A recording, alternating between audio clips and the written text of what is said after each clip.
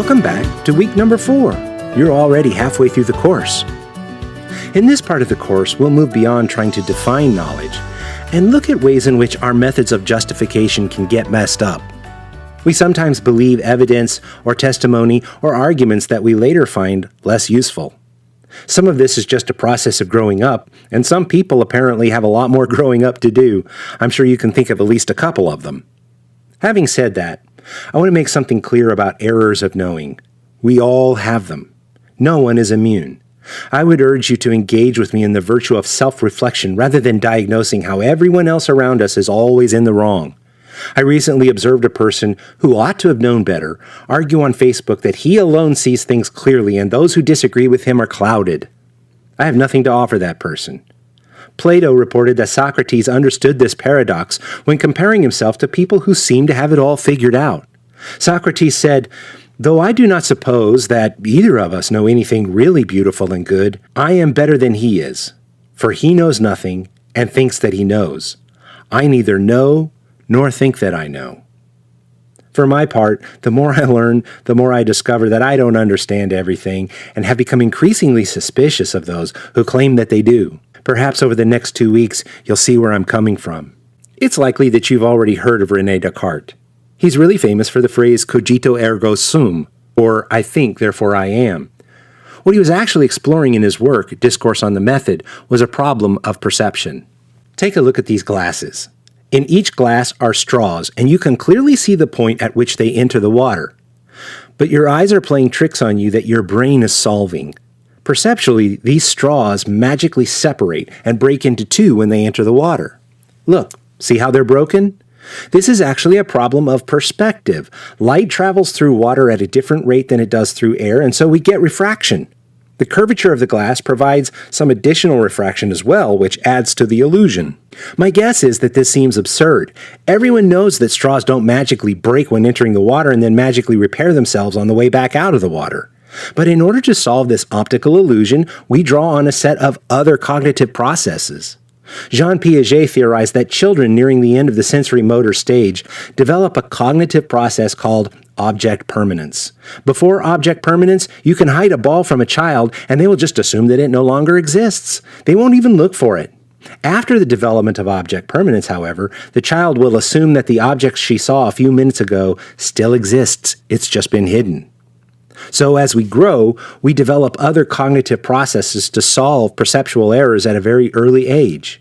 We correct perceptions like that of the broken straw because we've developed ways of understanding how illogical some perceptions can be.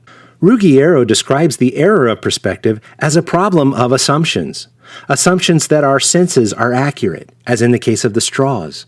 Assumptions that whatever we hear most often is true. And assumptions that we make rational or logical decisions. This is an awareness test. How many passes does the team in white make? Go!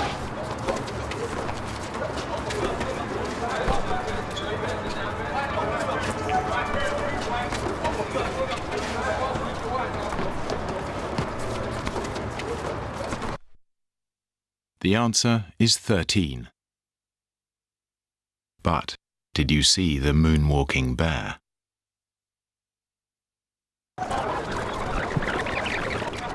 Go!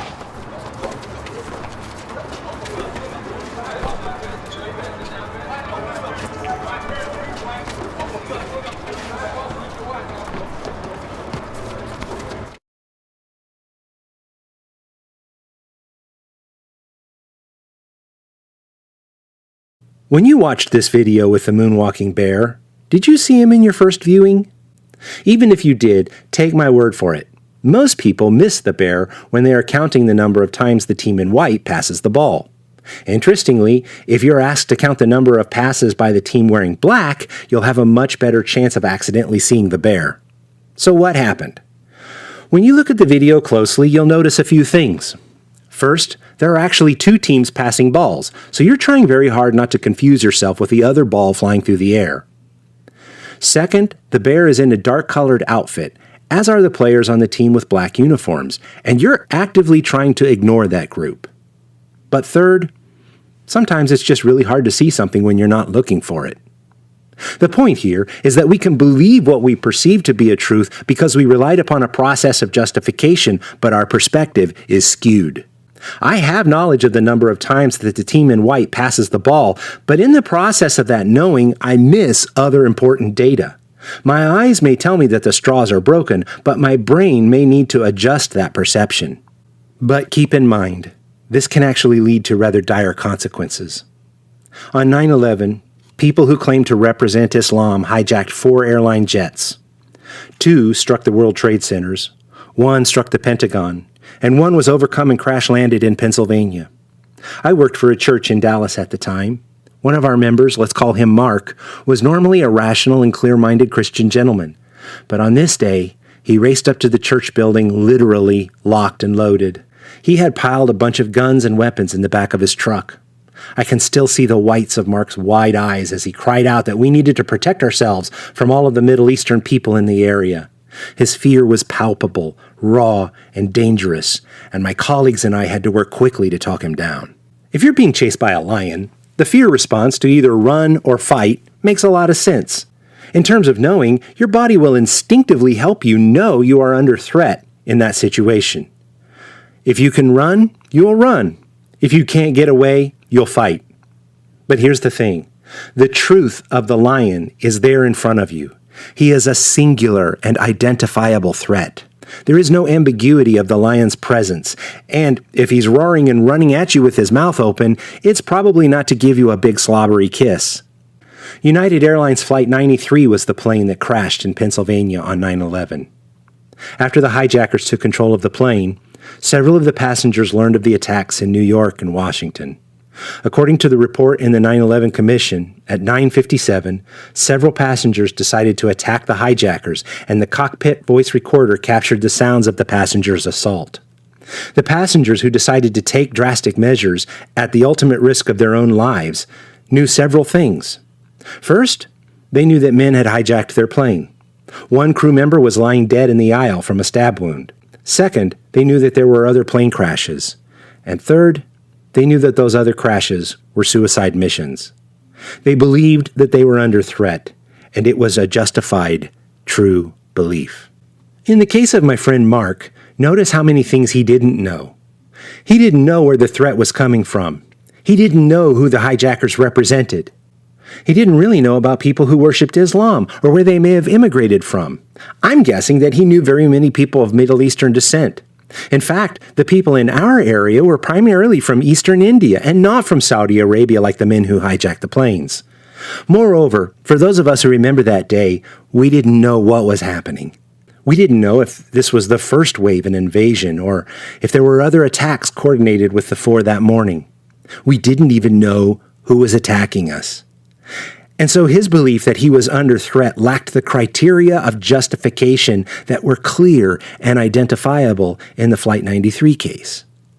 Mark did not have justified true belief.